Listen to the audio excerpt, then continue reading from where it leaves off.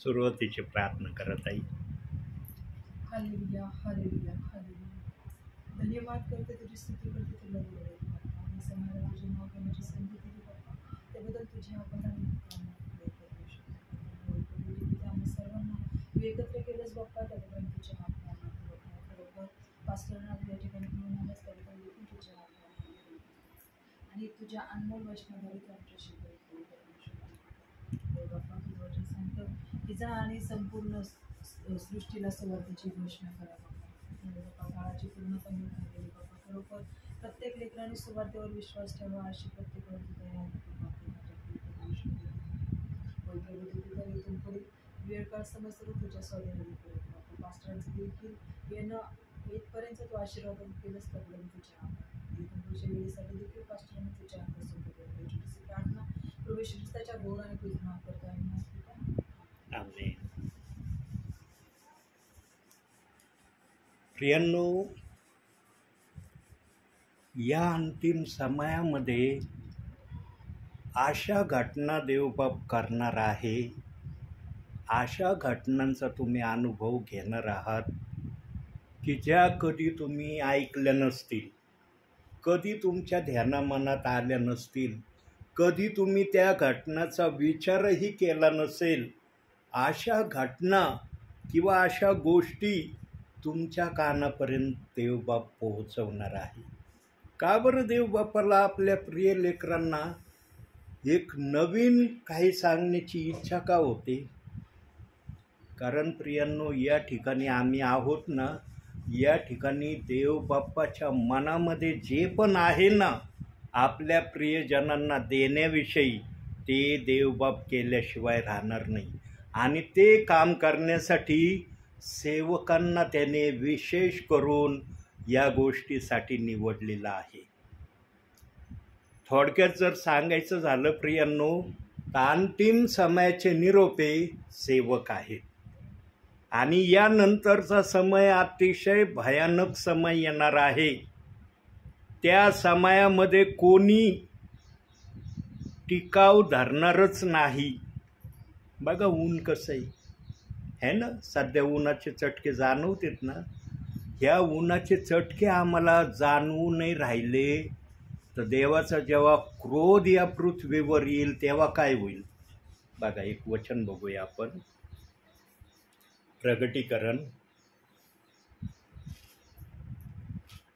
9वा अध्याय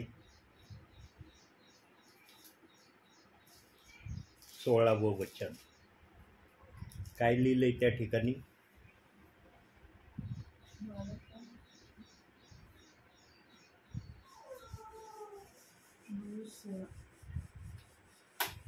घोडदळांची संख्या 20 कोटी होती, ही त्याची संख्या मी ऐकली. 9वा अध्याय 16वं वचन. ते वाचलं का? 6वा अध्याय 16वं वचन बघा. नाही, ती नाही.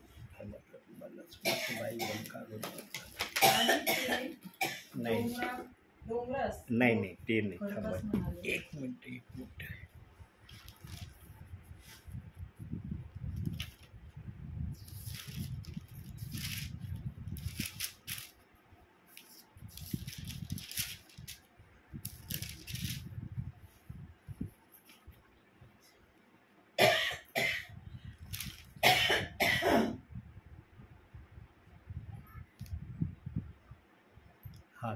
सॉरी, 16वा अध्याय 9वं वचन. 9वा अध्याय 16वं वचन म्हटलं, पण 16वा अध्याय 9वं वचन. माणसे कडक उन्हाने करपून गेली, तेव्हा त्या पिढ्यांवर ज्याला अधिकार आहे त्या देवाच्या नावाची निंदा त्यांनी केली आणि देवाचे गौरव करण्यासाठी त्यांनी पश्चाताप केला नाही. बघा प्रियांनो, आता जवळजवळ सूर्याची अवस्था या प्रक्रियेमध्ये येण्यास सुरुवात व्हावयाला लागली. अजून त्या प्रक्रियेमध्ये देवबाप्पाने सूर्याला आणलेलं नाही, परंतु बायबलमध्ये जर या वचनाचा रेफरन्स देव बाप्पाने दिलेला आहे तर हा रेफरन्स पूर्ण केला जाणार आहे. कारण देवाने वायदा केलेला आहे की आकाश पृथ्वी नाही तशी होतील, परंतु माझी वचने नाही तशी होणारच नाही, ती पूर्ण झाल्याशिवाय राहणार नाही. प्रियांनो, जोपर्यंत प्रभूची वधू या भूतलावर आहे तोपर्यंत इतक्या भयानक घटना देवबाप या पृथ्वीवर होऊ देणार नाही. पण देवबाप या भयानक घटनेची चाहूल आपल्या वधूला पण जाणवू देणार आहे. बघा, आज आम्ही प्रभूची वधू आहे ना, उन्हाचे चटके आम्हाला बसतात का नाही? बसतात ना.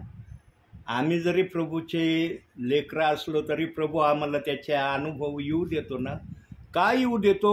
कारण देवबाप आपलं वचन आता पूर्णत्वाला न्यावायला लागलेलं आहे, हे त्याचं प्रमाण आम्हाला कळावं म्हणून त्या गोष्टी आमच्या शरीरावर देवबाप थोड्या का होईना प्रमाणात होऊ देतो. परंतु सेवकांच्या बाबतीमध्ये देवाने थोडी शिथिलता घेतलेली. का शिथिलता घेतलेली माहिती आहे का प्रियांनो? कारण सेवकाला जर इजा झाली तर देवाची सेवा कोण करीन? मग देवाचा निरोप कोण सांगन? कारण देवाच्या सेवकाला देवबाप फुलामध्ये ठेवत आहे. आणि देवबाप्पाने जर सेवकाला फुलामध्ये ठेवलं नाही तर सेवकाला जर काही झालं तर मग सेवकाच्या द्वारे प्रभूला जो निरोप आपल्या विश्वासणाऱ्यांना, आपल्या सेवकांना कळवायचा आहे तो कोण कळविल? सेवकाकडे पाहण्याचा दृष्टिकोन आणि विश्वासणाऱ्याकडे पाहण्याचा दृष्टिकोन देवाचा वेगवेगळा आहे. त्या सेवकाकडे देवबाप्पाचं लक्ष बारकाईने आहे जो सेवक प्रभूची इच्छा पूर्ण करतो. आत्म्याने आलेल्या सेवकाजवळ आत्म्यातून आलेला निरोप आहे. आज किती मरण स्वस्त झालंय प्रियांनो. एक गुचकी आली की मनुष्य मरतोय, ठेस लागून पडला की मनुष्य मरतोय. काही नुसतं निमित्त मात्र होण्याची प्रक्रिया आहे. निमित्त झालं की मनुष्याच्या शरीराला काही पण होत आहे. आज का बरं देवबाप्पाने एवढ्या खालच्या पातळीपर्यंत आज मरणाला आणलंय? काय कारण आहे? इतक्या क्षुल्लक कारणावरून मनुष्याचा श्वास आज बंद होतोय. काय कारण आहे? एकच कारण आहे त्याला.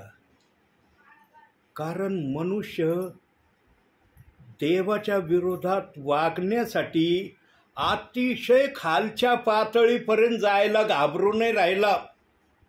त्याला भीती वाटत नाही की या पातळीपर्यंत मी जातोय, देवबाप माझ्याकडे पाहिल्यावर काय विचार करीन.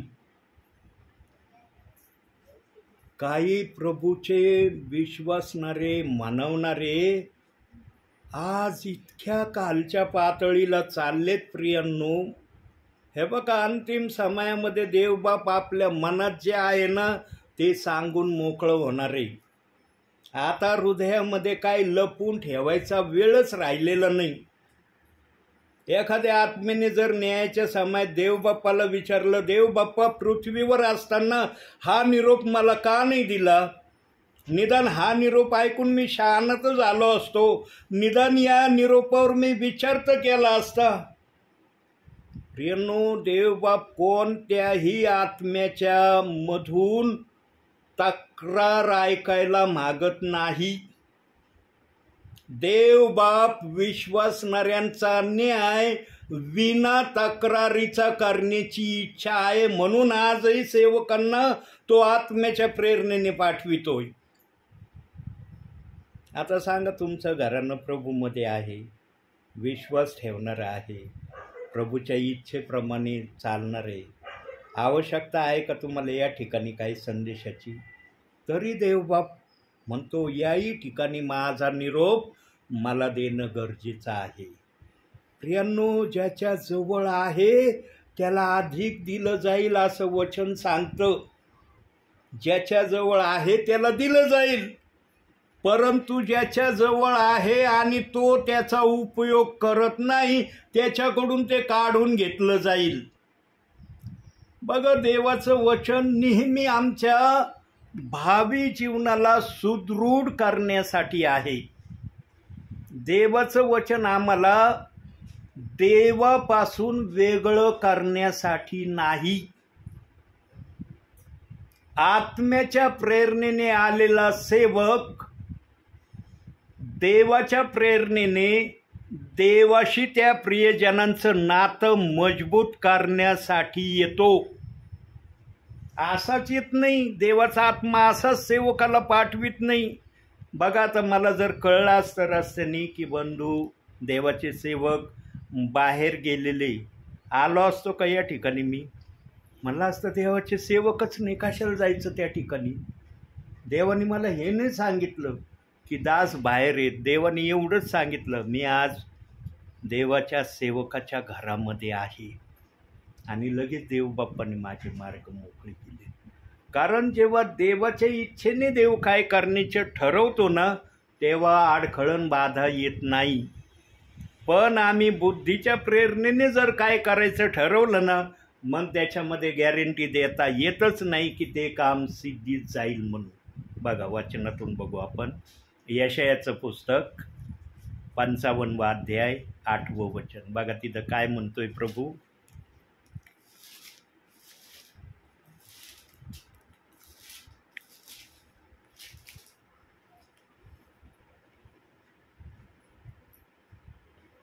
कारण माझ्या कल्पना तुमच्या कल्पना नव्हत, माझे मार्ग तुमचे मार्ग नव्हत. ते परमेश्वर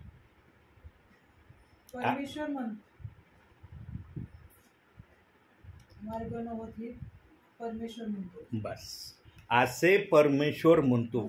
आता जर मी योजना केली असती बुद्धीनी, नाही मला बंधूंच्या दासांच्या घरात जायचंय, माझ्या बुद्धीने केलेली योजना पूर्ण झालीच असती याची गॅरंटी नाही. कदाचित आजचा हाच समय धरा, हा जो चाललाय ना हाच समय धरा. ब्रदर कुठे आहेत? बाहेर आहेत.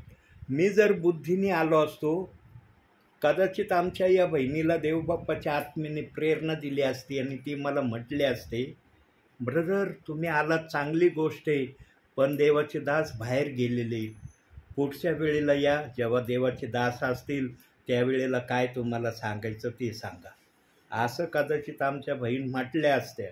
परंतु मी आत्म्याच्या प्रेरणेने आल्यामुळं देवाच्या आत्म्याने सर्वांचा ताबा घेतला.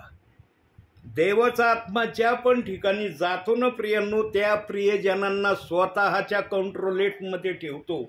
बघा आता हा TV संच, आम्ही जागेवर जरी बसून राहिलो, रिमोटने आम्ही नुसता बंद केला तर हा TV म्हणत नाही माझ्या स्क्रीनला याला हात न लावता तुम्ही का बंद केलं, बटन दाबलं रिमोटचं, TV लगेच बंद होणार. तसं प्रियांनो पवित्र आत्मा पण ज्या पण ठिकाणी जातो ना त्या परिस्थितीला सगळ्या आपल्या कंट्रोलेटमध्ये करतो. आणि ती कंट्रोलेट केलेली परिस्थिती सेवकाच्या माध्यमातून पूर्ण करतो की माझ्या मनात काय आहे, मला काय निरोप द्यायचा आहे, मला काय या विश्वासणाऱ्यांना आशीर्वादानं भरायचं आहे. बायबलमध्ये ना 2 व्यक्ती अतिशय दुर्भाग्यपूर्ण व्यक्ती आहेत. त्या 2 व्यक्तींसारखे दुर्भाग्य व्यक्तींना अख्ख्या बायबलमध्ये कोणी नाही.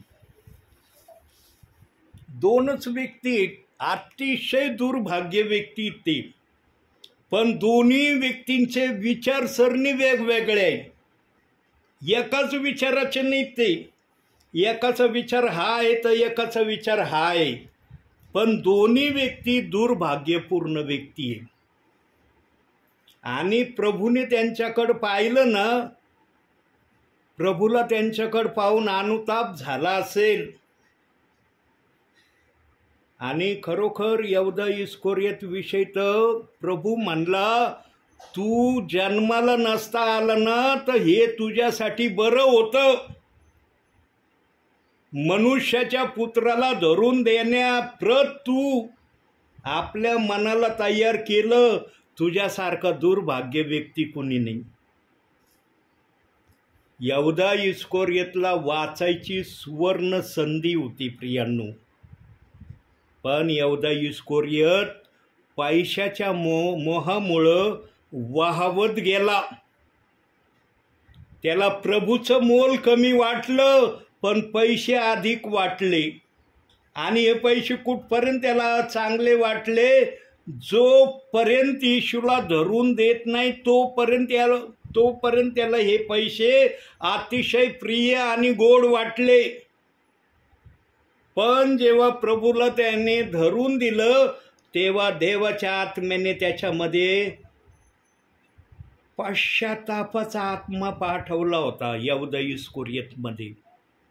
पण यहूदा इस्करियोतनी पश्चाताप करण्याऐवजी पस्तावा केला. किती यहूदा दुर्भाग्य व्यक्ती प्रियांनो. आता सांगा, एखाद्याने पैसे घेऊन गेल्यावर परत पैसे घेऊन येतो तो त्याच व्यक्तीकडे, काय येतो?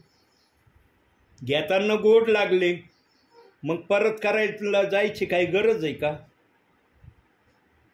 प्रियांनो, वचन हे दुधारी तलवार आहे. ते दोन्ही बाजूकडून बोलतं. इकड्या बाजूचं सांगतं, इकड्या बाजूचं सांगतं. त्याने पैसे घेताना आनंदाने घेतले, पण जेव्हा प्रभू धरून दिला गेला तेव्हा त्याला पश्चाताप होण्याऐवजी पस्तावा झाला. अरे, जगाच्या तारणाऱ्याला मी 30 रुपयासाठी त्या लोकांच्या हवाली धरून दिलं, आणि ते पण मुका घेऊन धरून दिलं. येशू ख्रिस्ताचा मुका घेणं म्हणजे काय माहिती आहे का प्रियांनो? त्याने स्वर्गाचा मुका घेऊन स्वर्गापासून मी दूर जात आहे हे त्याने सिद्ध केलं. येशूचा मुका घेणं एक सांकेतिक प्रक्रिया आहे, पण दुसरी भाषा त्या मुका घेण्याची ही आहे, त्याने स्वर्गाचा मुका घेतला. मला आत येणं मान्य नाही, मी बिताडीचा मुका घेऊन जातो. किती दुर्भाग्य व्यक्ती आहे. 30 रुपयासाठी त्याने स्वर्गात जाणं नापसंत केलं. आणि ही प्रक्रिया आजही पृथ्वीवर चालू आहे. आजच्या समयामध्ये पण अनेक विश्वासणारे जगाच्या मोहापायी स्वर्गाच्या दरवाजापर्यंत आलेत, पण आत यायला नको नको नको. मी विश्वास ठेवला ना, प्रभू आल्यावर मला जाईन घेऊन. प्रियांनो, प्रभू त्याच विश्वासणाऱ्याला आपल्याबरोबर घेणार आहे जो प्रार्थना करतो, बायबल वाचतो आणि प्रभूच्या आज्ञापालन करतो. ज्यांना वाचता येत नाही ते आज्ञापालन आणि प्रार्थना करणारे जे असतील त्यांना पण प्रभू आपल्याबरोबर घेतल्याशिवाय राहणार नाही. पण आजच्या या वर्तमान काळामध्ये असे काही प्रियजन आहेत प्रियांनो, आजही आहेत, आत्ताही आहेत, की ते बायबलला हात लावित नाही. काही प्रियजन तर प्रार्थना देखील करत नाही प्रियांनो. सांगा, ज्यांना प्रार्थना करणं आवडत नाही ते कोणते विश्वासणारे प्रियजन प्रभू म्हणन त्यांना? कोणत्या विश्वासणाऱ्यांमध्ये प्रभू त्याला गणीन? प्रार्थना करणं काही जणांना जड होतंय, आणि प्रार्थनेला बसले ना, एक नवीनच आता नियम आणलाय किंवा आणू राहिलेत, प्रार्थना फक्त 2 मिनिटात संपवली पाहिजे. किती मिनिटात? 2 मिनिटात तुमची प्रार्थना संपली पाहिजे. बघा, आता प्रार्थनेचा विषय आला, बायबलमधून बघू आपण. मार्क शुभवर्तमान 1 अध्याय 35वं वचन बघा काय लिहिलंय तिथं.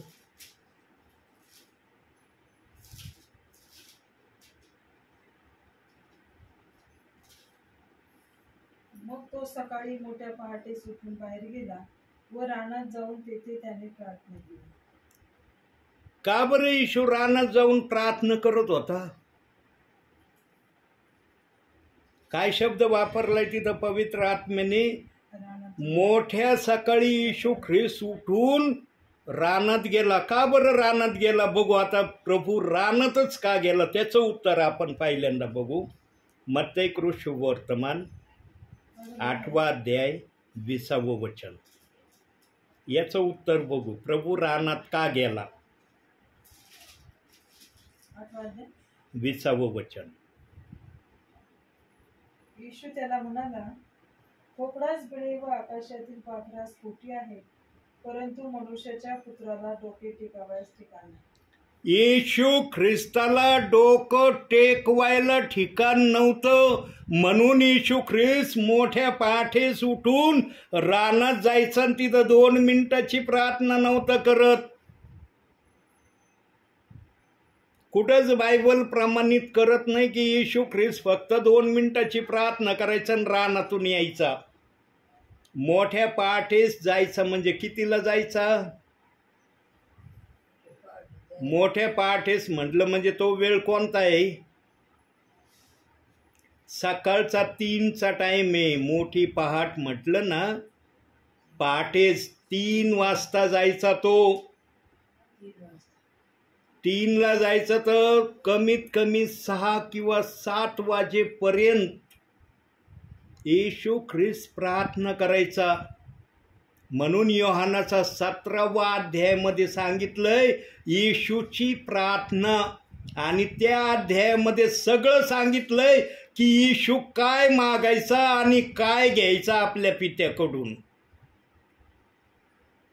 येशू रानात जाऊन काय मागायचा, काय बोलायचं ना, ते योहानाच्या 17व्या अध्यायामध्ये सांगितलंय. तो पहिलं म्हणायचं, जे लोक तू मला दिले त्यासाठी मी तुझे आभार मानतो. या लोकांना सांभाळण्याची मला तू जबाबदारी दिली, तुझे उपकार मानतो. येशू ख्रिस्ताने आपल्या सेवा कार्यामध्ये एकालाही हरवू दिलं नाही. एक हरवलं होतं, त्याला शोधायला गेला. तो गेला का नाही? 100 मेंढरातून 1 मेंढरू हरवलं होतं. 99 सोडे, एकाला धुंडायला गेला. येशू म्हणलं का 99 मोठं का 1 मोठं? जे दाखले दिले ना प्रियांनो, त्या दाखल्याचा विशेष अर्थ आहे. प्रत्येक दाखल्याचा विशेष अर्थ आहे. मेंढराचा जो दाखला दिलाय ना, तो दाखला या गोष्टीला प्रमाणित करतो की येशू ख्रिस्त आपल्या राज्यातून एकही व्यक्तीला हरवू देणार नाही, एकाही व्यक्तीला भटकू देणार नाही, आणि एकाही व्यक्तीला देवाच्या विरोधात वागू पण देणार नाही. दाखल्याचा फार मोठा अर्थ आहे प्रियांनो. मनुष्याच्या बुद्धीने दाखले कधी सॉल्व केले जाणार नाही. म्हणून येशू ख्रिस्ताने काही दाखल्यांचा अर्थ सांगितलाय, पण काही दाखल्यांचा अर्थ येशू ख्रिस्ताने सांगितला नाही. तो पवित्र आत्म्यातून, सेवकांच्या मुखातून, जे आत्म्याच्या प्रेरणेने सेवा करतात त्यांच्याच मुखातून हे ऐकायला मिळेल. कधी कधी काय होतं, नवीन ऐकायला मिळेल. अहो काय नाही, बुद्धीचं सांगते तो. कधी ऐकलं का आपण असं?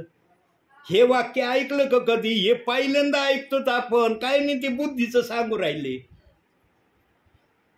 आत्म्याने येणारा सेवक कधीच बुद्धीचं सांगणार नाही. बुद्धीने येणारे सेवकाला देवबाप येऊ पण देणार नाही तिथपर्यंत.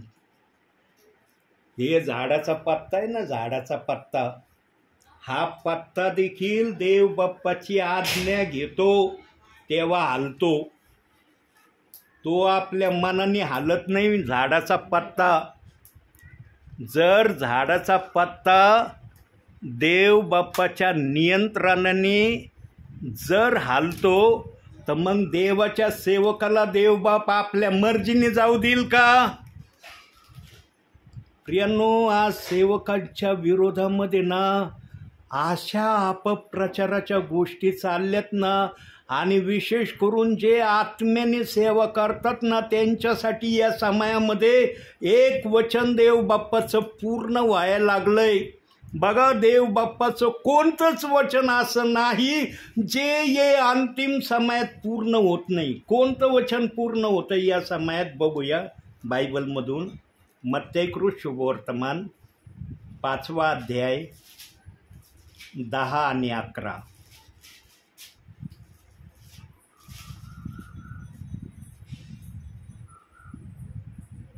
नीतिमत्वाकरता ज्यांचा छळ झाला आहे ते धन्य, कारण स्वर्गाचे राज्य त्यांचे आहे. माझ्यामुळे जेव्हा लोक तुमची निंदा व छळ करतील आणि तुमच्या विरुद्ध सर्व प्रकारचे वाईट लबाडीने बोलतील, तेव्हा तुम्ही धन्य. बघितलं, सेवकाला धन्यतेची उपमा देण्यात आलेली, पण सेवकाने ते सहन केलं पाहिजे. सेवकाचं सर्वात मोठं क्वालिटीचं त्या ठिकाणी वागणं काय असलं पाहिजे? जे पण त्याला बोलण्यात येतंय, जे पण त्याच्या विरोधात अपशब्द तो ऐकतोय, त्याने त्याचं प्रतिउत्तर केलं नाही पाहिजे. प्रियांनो, आज मी प्रेषित 2:38 वचनामध्ये अतिशय मजबूत देव बाप्पांनी मला केलंय. पण एक समय असा होता की त्या समयामध्ये मला प्रेषित 2:38 वचनाविषयी काहीच माहिती नव्हतं. हे बघा, सैतानाला ना आमचे विश्वासणारे फार हलक्यामध्ये घेतात. प्रियांनो, सैतानाला कधीच हलक्यामध्ये घेऊ नका आणि सैतानाला जाणून बुजून छेडू पण नका. देवाच्या आत्म्याने जर सैतानाला बेनकाब करायचं ठरवलं ना, तिथं घाबरू पण नका, कारण देवाच्या आत्म्याचा सैतान सामना करू शकत नाही. पण तुम्ही आम्ही जर नाही, मी प्रभूचा आहे, हा, मी सैतानाला घाबरत नाही, मग सैतान म्हणतो मी फक्त कुठं घाबरतो? देवाच्या मंदिरात जायला घाबरतो. मंदिरात लय माझ्या विरुद्ध तू बोलतो ना, लय माझी हेडळणी करतोस ना मंदिरात, मंदिराच्या बाहेर निघ, मग तुला दाखवतो माझा मी काय आहे. विश्वासणाऱ्याने एक बात ध्यानात ठेवली पाहिजे, आणि आजच्या समयाची ती अतिशय आवश्यक अशी गरज आहे. काय लक्षात ठेवलं पाहिजे विश्वासणाऱ्याने आणि सेवकांनी पण काही प्रमाणात? देवाचा आत्मा सेवकांना देखील त्या गोष्टीमध्ये इन्व्हॉल्व करत आहे. सैतान जर प्रभू परमेश्वराबरोबर स्वर्गामध्ये युद्ध करू शकतो, तो सैतान साधारण असेल का? ज्याने स्वर्गामध्ये सैतान या प्राण्याने, या व्यक्तीने प्रभू परमेश्वराबरोबर युद्ध केलं, तो कसा असेल? पण आज आम्ही येशू ख्रिस्तावर विश्वास ठेवतो ना, आम्हाला वाटतं आम्ही राजे झालो. राजे फक्त तुम्ही आपल्या देवासमोर राहा. प्रियांनो, कोणासमोर राजे राहा? देवासमोर.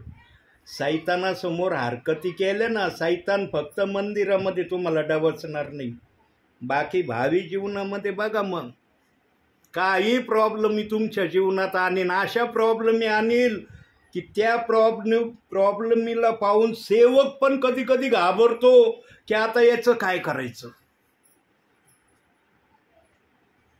सैतानाचं नाव ना त्याच ठिकाणी घ्या प्रियांनो, ज्या ठिकाणी देवाचा आत्मा तुम्हाला घ्यायला प्रेरणा देईल. सैतान पण तक्रार करतो बरं का प्रभू परमेश्वराशी. काय तक्रार करतो? तो म्हणतो मी प्रभू तुझ्या विश्वासणाऱ्यांचं नाव घेत नाही, त्यांच्या नादी मी लागत नाही, पण तुझे विश्वासणारे येऊन जाऊन माझ्या नादी लागतील. आणि बघा, आज काही बहुसंख्य विश्वासणाऱ्याच्या तोंडात ना कुणाचं जरी नाव नसलं पण सैतानाचं नाव कायम आहे. आणि हे नाव त्यांनी फक्त तिथंच मर्यादित ठेवलं नाही, ते नाव त्यांनी प्रेषित 2:38 वचनाची सेवा करणाऱ्याला पण देण्यासाठी मागं पुढं पाहिलं नाही. काय म्हणतात आज प्रेषित 2:38 वचनाची सेवा करणाऱ्या सेवकाला खोटा संदेश आहे, नरकात जाणारा आहे. हा जो संदेश सांगन जो तो ऐकल तो पण याच्याबरोबर नरकात जाणार आहे. देवबाप आपल्या पवित्र शास्त्रात आपल्याच विश्वासणाऱ्याला नरकात टाकणारं वचन ऐकण्यासाठी आत्म्याच्या प्रेरणेने सेवकाला पाठवीन का? प्रियांनो, आज काही विश्वासणारे ना होशमध्ये नाहीत. होशमध्ये तो असतो जो वचनाप्रमाणे करतो. जो होशमध्ये नसतो ना तो काही बोलतो. हे बघा, अंतिम समयामध्ये पवित्र आत्मा कुणाला घाबरत नाही. पवित्र आत्मा कुणाचा गुलाम नाही. पवित्र आत्मा अंतिम समयात यासाठी तो बोलत आहे की जे अशा पद्धतीने वागते त्यांनी नीट वागावं. वचन सांगतं ना, तू सरळ हो. सापाला आम्ही किती वाईट म्हणतो ना सापाला, पण साप पण ना एक ठिकाणी सरळ होतो. त्याला सरळच व्हावं लागतं त्या ठिकाणी. तो जर सरळ झाला नाही तर त्याचं पण नाईविलाज होतो. आम्हाला साप आणायचा, आमच्या डोळ्यासमोर साप म्हणलं की आसान आमच्यासमोर चित्र उभं राहतं. पण तो साप पण एक ठिकाणी सरळ होतो. प्रियांनो, कुठं सरळ होतो? कोणाला माहिती आहे साप कुठं सरळ होतो? माहिती आहे साप कुठं सरळ होतो? नाही, ते कातीन वगैरे नाही, ते कात बीत नाही. तिथं काय सरळ व्हायची त्याला गरज आहे? साप एकाच ठिकाणी जीवनामध्ये सरळ होतो, बाकी ठिकाणी तो सरळच होत नाही. इथं मी एकदा का दोनदा ते सांगितलेलं आहे. साप कुठं सरळ होतो?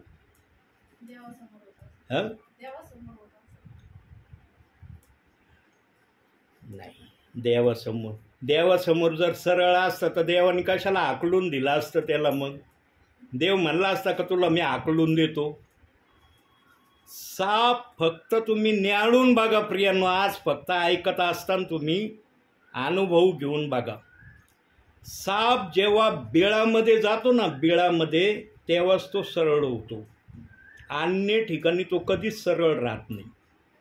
बिळामध्ये जायच्या वेळेला त्याला सरळच व्हावं लागतं तर बिळामध्ये घुसता येतं. कारण बिळ लिमिटेड असतं. तो असा वाकडा तिकडा घुसायचा प्रयत्न केला त्याला घुसताच येणार नाही. तिथं सरळ म्हणजे सरळच होतो तो. सापाला देखील कळतं की मला सरळ कुठं व्हावयाचं आहे.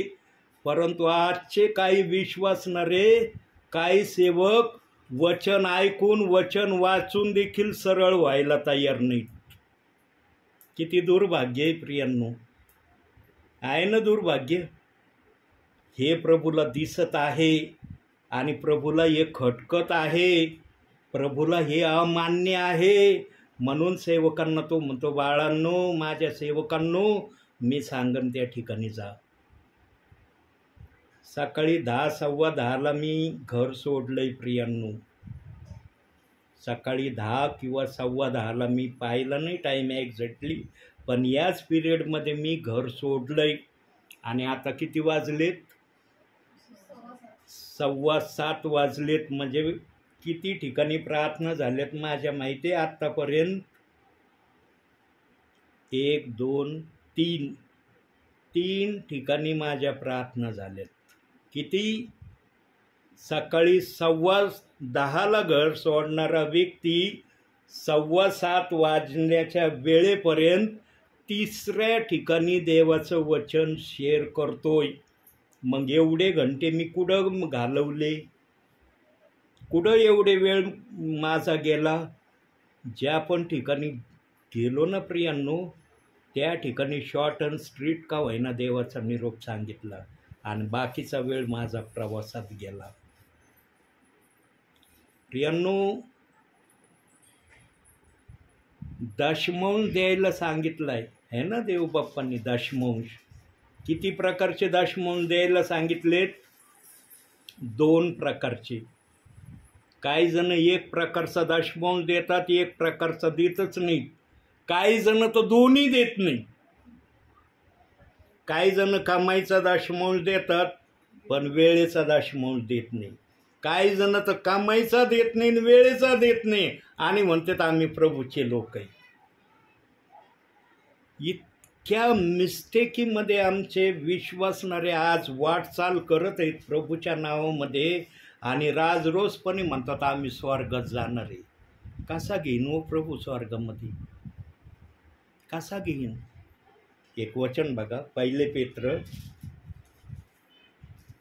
पेत्र पहिला अध्याय 16वं वचन बघा. तिथं काय म्हणतोय प्रभू?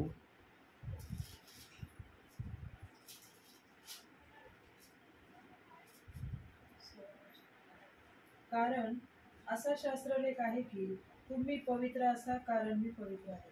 किती जण आज पवित्र होण्याचा प्रयत्न करतात? किती जण करतात? प्रियांनो, बायबलने अशा गोष्टींनी आम्हाला पवित्र करण्याचं ठरवलंय ना. पवित्र आत्मा जर सांगायला लागलं ना तर बायबलमधल्या सगळ्या गोष्टी सांगन. परंतु पवित्र आत्म्याला एक गोष्ट कळती, आम्ही जेवताना किती जेवण करतो? जेवढं पोटाला हजम होईल तेवढंच. जादा खाल्ल्यावर काय होतं माहिती आहे ना? काय होतं जादा खाल्ल्यावर? पोट फुगत, अजून ॲसिडिटी, अजून एक प्रक्रिया होती, पोट दुखत. मग आपण अरे आज 2 घास खाल्ले राव, लय पोट दुखायला लागलं माझं. लगेच मेडिकलमधून गोळी आणली की मग काही वेळाने ते पोट दुखणं थांबतं. तसं देवाच्या आत्म्याला पण कळतं विश्वासणाऱ्यांना किती भोजन आत्मिक देणं योग्य आहे.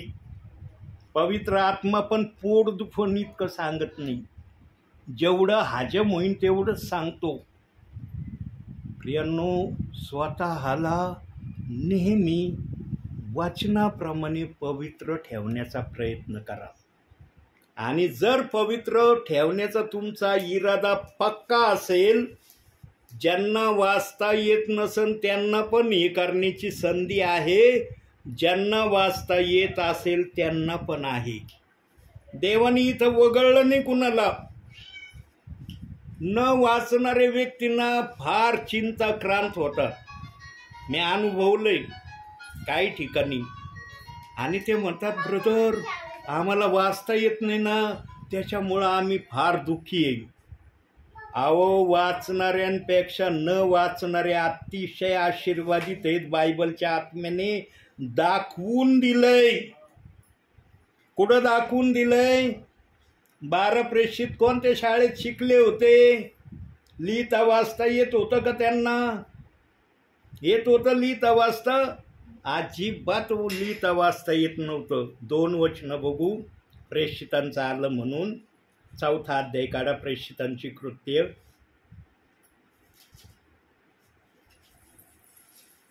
4था अध्याय 18वं वचन. मग त्यांनी त्याला बोलावून असे निक्षून सांगितले की येशूच्या नावाने अगदी बोलू नका अथवा शिकवूही नका. हे झालं पहिलं वचन. आता दुसरं वचन, 17वा अध्याय 6वं वचन. प्रेषितांची कृत्य 17वा अध्याय 6वं वचन.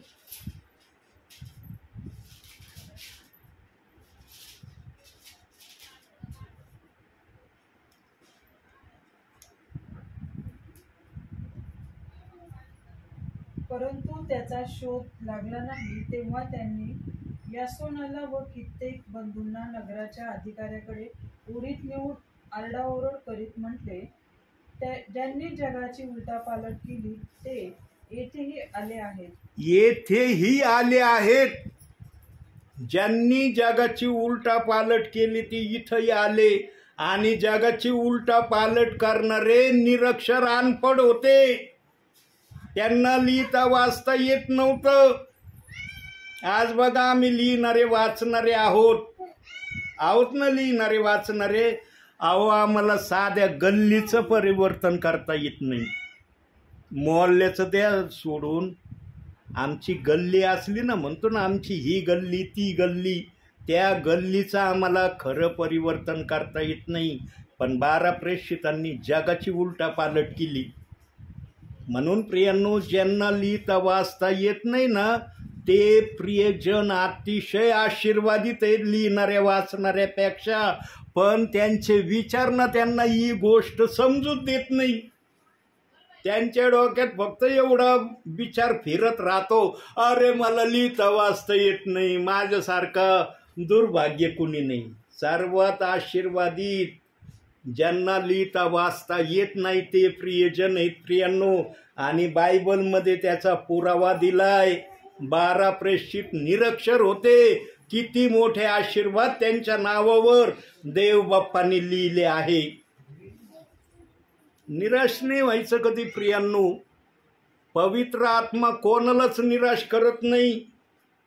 पण काही जण ना जाणून बुजून आपल्या खांद्यावर ओझं घेऊन चालण्याचा प्रयत्न करतात ना, तेव्हा मग ते निराशतेचं जीवन जगतात.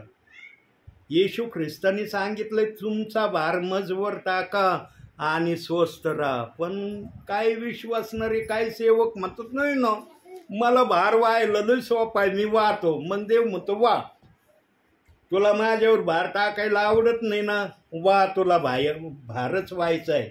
आणि जेव्हा त्या भाराने दबून जातो ना, तेव्हा त्याचे डोळे उघडतात. अरे प्रभू म्हणला आपला भार मजवर टाका आणि स्वस्थ राहा.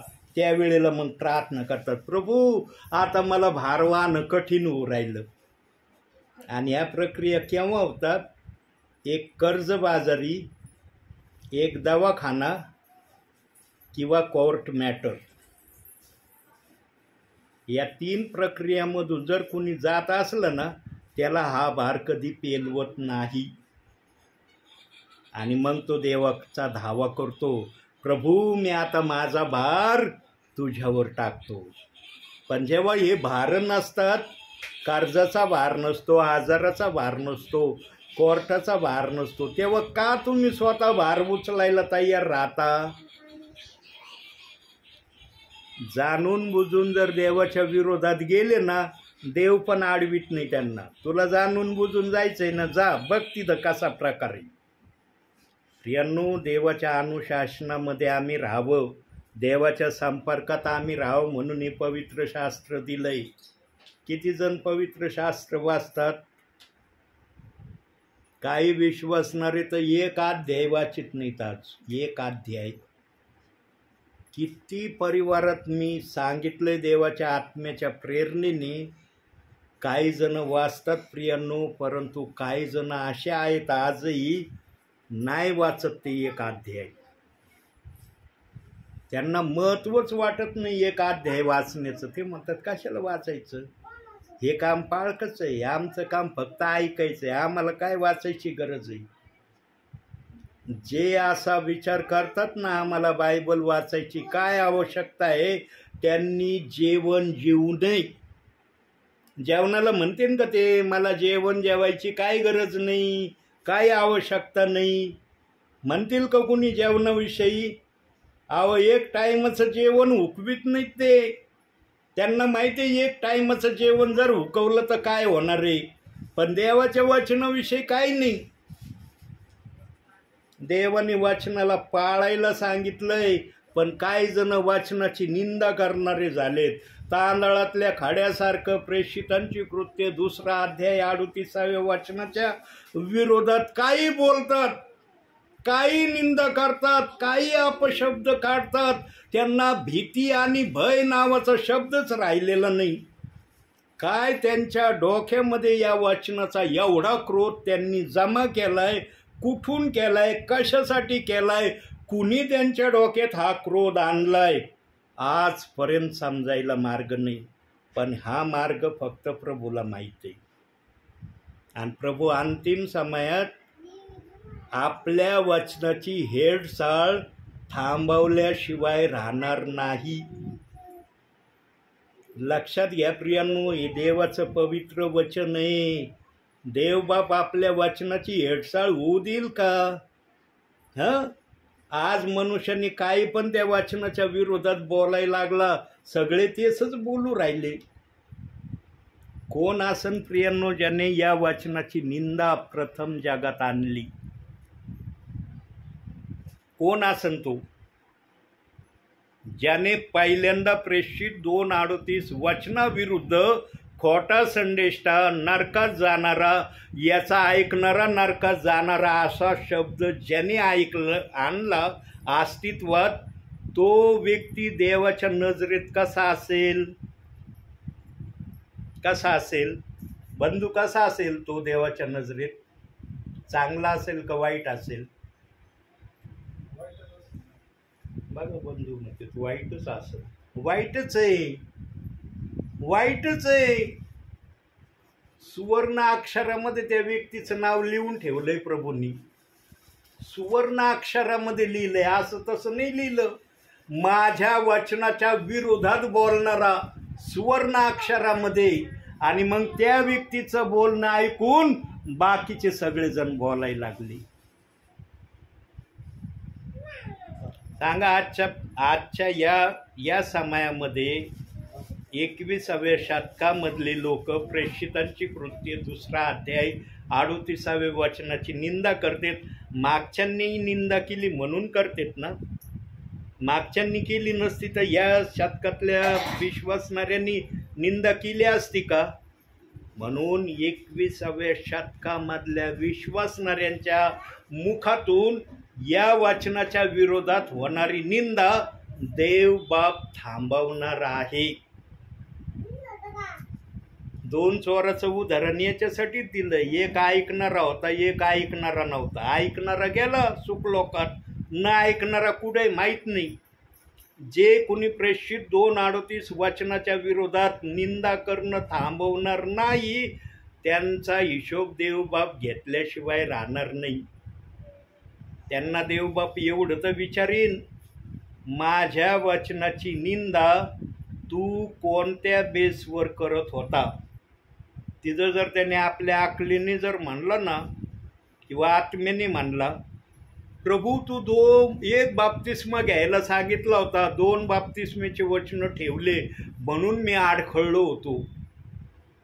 देव जर म्हणला मी 10 वचन ठेवले असते, 10 वेळेस तुला बाप्तिस्मा घ्यायला सांगितला असता, तू केलं असतं का असं? देव काही करू शकतो. म्हणून 2 in 1 2 बाप्तिस्मे घेतले ना, एकच बाप्तिस्मा होतो, अज्ञानपणाचा सुज्ञानपणाचा. आता तुम्हाला अज्ञानपणामध्ये चालायचंय का सुज्ञानामध्ये चालायचंय? कशात चालायचंय? अज्ञानात चालायचंय का सुज्ञानात चालायचंय? सुज्ञानात जर चालायचं असलं तर पेत्राचं ऐकल्याशिवाय तुम्हाला गत्यंतर नाही. आणि पेत्राचं जर ऐकलं नाही तर पेत्राजवळ स्वर्गाच्या राज्याच्या किल्ले आहेत. आणि पेत्राला देवाने फुल अधिकार दिलाय, जे काही तू पृथ्वीवर बांधशील ते स्वर्गात बांधलं जाईल, आणि जे काही तू स्वर्गात बांधशील ते पृथ्वीवर बांधलं जाईल. पेत्राला एवढा मोठा अधिकार देवाच्या आत्म्याने दिलाय. आणि पेत्राने पेंटिकॉस्टच्या दिवशी अखिल पृथ्वीला संदेश सांगितला आहे. आजही पेत्राचा संदेश सर्वजण सांगतात, पण सांगण्याच्या प्रत्येकाच्या आपापल्या परी आहे. पेत्राला नाकारित नाही कुणी, स्वीकारावंच लागतं पेत्राला. की 3000 लोकांचे बाप्तिस्मे झाले पेत्राच्या एका भाषणामुळं, बोलावंच लागतं. आणि जो कोणी असं बोलणार नाही ना पेत्राविषयी, तो देवच नाही. मग बायबल साक्षीदार आहे की पेत्राने संदेश दिला, 3000 लोक प्रभूच्या राज्यात आली. कोणता सेवक आहे म्हणत नाही असं की पेत्राच्या संदेशाने 3000 लोक देवाच्या राज्यात आले नाही. सगळे म्हणतात, पण जेव्हा करण्याची वेळ येते ना, पेत्रासारखं करा, नाही नाही नाही नाही जमणार मला, माझं झालंय बाप्तिस्मा. मग हा बाप्तिस्म्याचा संदेश पेत्राने कुणासाठी दिलाय? मौज माझ्यासाठी बोललाय का पेत्र? त्या ठिकाणी गांभीर्याने गंभीरतेने पेत्राच्या संदेशाचा या भावी पिढीतले विश्वासणारे विचार करत नाही, म्हणून पेत्राला म्हणतात आम्ही पेत्रचं ऐकायचं का येशूचं ऐकायचं? आम्हाला स्वर्गात पेत्र नेणार आहे का येशू नेणार आहे? अरे स्वर्गाच्या दरवाज्यावर कोण उभा आहे याचा विचार करा. त्याचा सामना केल्याशिवाय आज जाता येणार नाही. कंपनीमध्ये बघा सिक्युरिटी गार्ड असतात.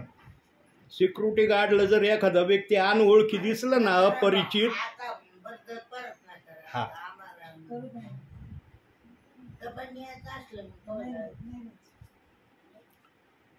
कंपनीमध्ये सिक्युरिटी गार्ड असतो, गेटवर असतो ना. एखाद्या व्यक्तीचा संशय जर सिक्युरिटी गार्डला आला ना, तो कधीच आत जाऊ देत नाही विचारणा केल्याशिवाय. लगेच साहेबांना फोन करतो, सर असा असा एक व्यक्ती आला आहे, माझ्या काही परिचयाचं नाही, पण असं असं नाव सांगतोय, तो व्यक्ती आत सोडू का? साहेब जर म्हणले हो सोडा, तर सोडलं जातं. साहेब जर म्हणला सोडू नका, तर सिक्युरिटी गार्ड सोडतो का आतमध्ये? नाही सोडत. जगामध्ये जर असा नियम आहे तर स्वर्गामध्ये आहे का नाही काही नियम? स्वर्ग काय बिना नियमाचा आहे का? कुणी यान कुणी जाण कुणी काय करा असं आहे स्वर्ग? इतकं अनुशासन स्वर्गामध्ये आहे प्रियांनो. आत जाण्या अगोदरच, आत गेल्यावर कळन त्यांना तिथं काय करायचंय. आत जाण्याच्या प्रक्रियेपर्यंत फार अनुशासन आहे, आणि त्या अनुशासनात तुम्ही बसावं म्हणून हे शास्त्र आहे. हे वाचा, याप्रमाणे ऐका. ज्यांना लिहिता वाचता येत नाही त्यांनी ऐकून शहाणं व्हा. पण आज कुणीच काय करायला तयार नाही. थोडे जण करतात ना, तेवढेच जाणार आहेत. जे करत नाहीत ना, जाऊ दे मी विश्वास ठेवला जाईन स्वर्गात. भ्रमामध्ये चाललात. देवाला जर विश्वासाद्वारे तुम्हाला स्वर्गात घ्यायचं असतं तर हे शास्त्र दिलंच नसतं ना. कशाला देवबाप म्हणला असता एवढं मोठं शास्त्र, माझ्या मनातल्या विचाराच्या गोष्टी कशाला यांना सोपू? जाऊ द्या, विश्वास ठेवला चालले स्वर्गात. असं नाहीये स्वर्गाचं जीवन प्रियांनो. बोलायला फार आहे माझ्याजवळ, पवित्र आत्मा फार विचार देऊ राहिलाय मला, पण कधी कधी वेळेकडे पण लक्ष ठेवणं गरजेचं असतं. म्हणून शेवटी एवढंच सांगतो प्रियांनो, आणि मी थांबतो आता या ठिकाणी. देवाच्या अनुशासनाच्या बाहेर कधीच वागण्याचा प्रयत्न करू नका. देवाला जे आवडतं तेच करण्यामध्ये धन्यता मानण्याचा सतत प्रयत्न करा. आणि या प्रक्रियेमध्ये जर तुम्ही सतत आपल्या स्वतःला ठेवलं तर समजून घ्यायचं, माझं स्वर्गामध्ये जाणं निश्चित आहे.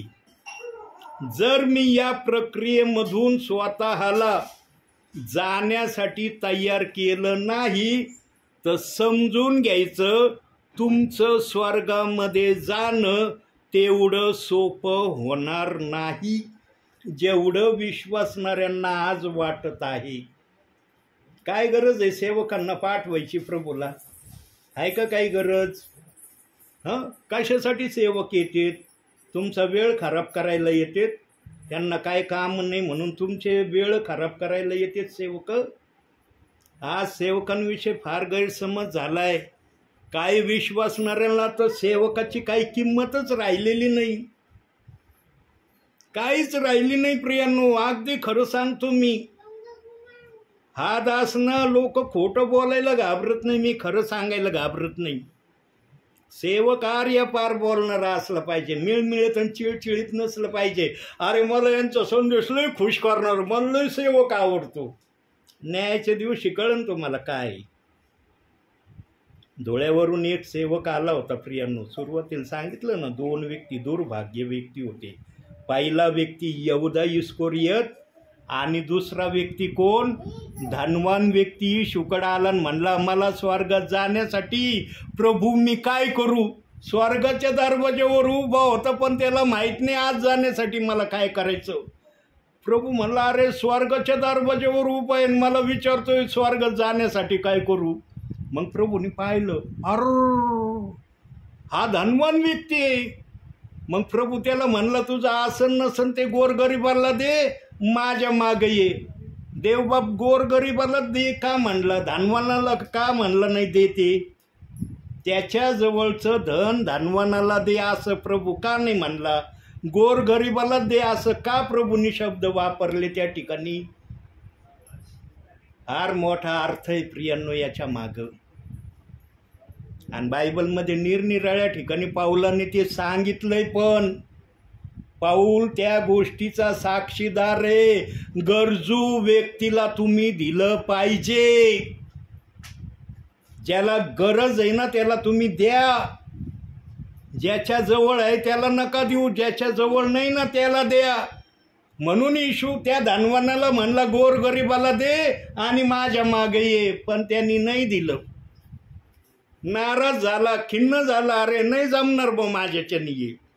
बघा आज जगामध्ये काही धनवान आहेत काही धनवान 1 रुपया कुणाला द्यायची इच्छा होत नाही त्यांना, 1 रुपया. मग मी सगळ्या अनुभवातून गेलोय प्रियांनो. कोणता अनुभव माझ्याजवळ नाही असा अनुभवच नाही, पण पवित्र आत्म्याने दाखवल्याशिवाय मी बोलत नाही. पवित्र आत्मा म्हणला ना बोल, मी घाबरत नाही बोलायला. कारण माझा देव जर घाबरत नाही तर मी कशाला घाबरू? मी कोणाचा दास आहे? माणसाचा दास आहे का प्रभूचा दास आहे? प्रभूचा दास नेहमी प्रभूच्या प्रेरणेने बोलणारा असला पाहिजे. त्याच्या डोळ्यासमोर कोणाचं भय नसलं पाहिजे. म्हणून वचन सांगतं, मनुष्यावर भरोसा ठेवण्यापेक्षा परमेश्वराला शरण जाणे बरी. कारण आजचे काही लोक विश्वासणारे मनुष्यावरच भरोसा ठेवतात, प्रभूकडे जाणं पसंत नाही करत. प्रियांनो, जीवनामध्ये यशस्वी व्हा यासाठी प्रभूने तुम्हाला निवडले. जीवनामध्ये तुम्ही अयशस्वी व्हावं म्हणून प्रभूंनी तुम्हाला निवडलेलं नाही. पण आज काही प्रियजन कसे वागत आहेत देवाला दिसत आहे, आणि ते प्रियजन नीट व्हावे म्हणून जगाच्या कानाकोपऱ्यामध्ये आजही सेवक सेवा करायला जात आहे. कासाठी? की त्यांचं जाणं स्वर्गामध्ये सोपं व्हावं, अडचणी येऊ नये त्यांच्या जाण्यामध्ये. पण काही जण ऐकतात, करत नाही. करण्याला महत्त्व आहे प्रियांनो, ऐकण्यापेक्षा करा.